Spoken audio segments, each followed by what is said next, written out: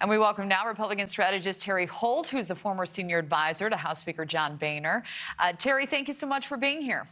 Thank you for having me. Well, it's always a pleasure. So, as you know, and as Brooke outlined, also, President Trump will not be at the debate tomorrow. And candidates like DeSantis have been taking jabs at that decision. But the former president's lead, it's so commanding. He has a nearly 60% lead. Do you anticipate he'll continue to stay on the sidelines unless those numbers change?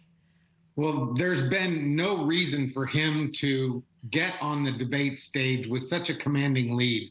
When Donald Trump takes a breath in this campaign, it doesn't leave much oxygen left for the other candidates. So I expect Donald Trump to stay aloof, to stay removed from this debate. He's content to let these four candidates divide up and conquer the non-Trump vote while he holds on to a commanding lead. So DeSantis and Haley, they'll be on stage. They're battling for second place as the closest challengers to the former president.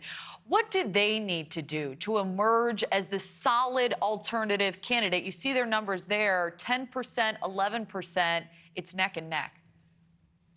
Well, they need to go after Donald Trump in a big way. It's no longer a time for pussyfooting around. If you're going to take on Donald Trump and win in the primaries, then you need to demonstrate that you've got the chops to do that now.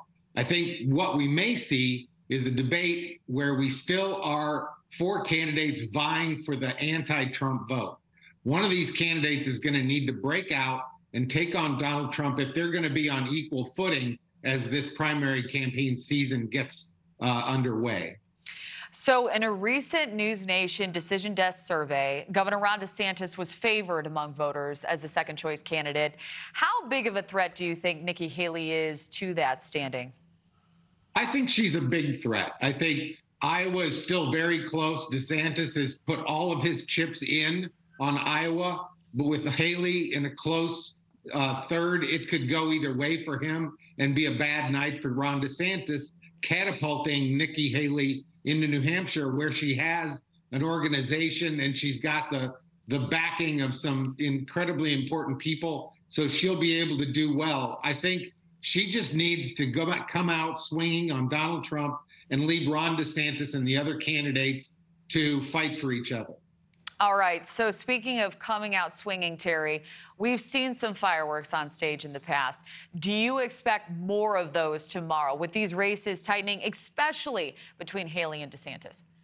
I do. I expect that foreign policy will be on the table, and I expect also that Social Security and Medicare may come up. We've seen that Nikki Haley has come out with a comprehensive plan to solve Medicare and Social Security problems of insolvency.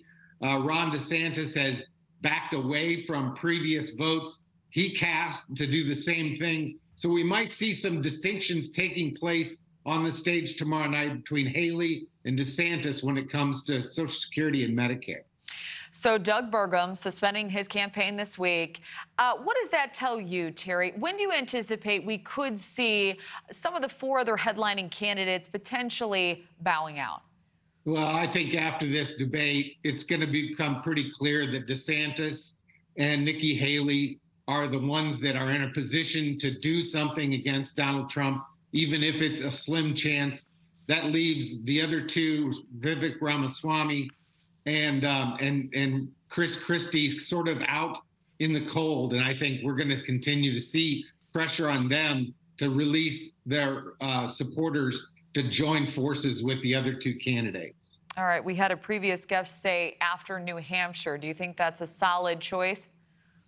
I think after Iowa, really, when we see a really low turnout for those candidates, their rationale for being on the ballot doesn't continue.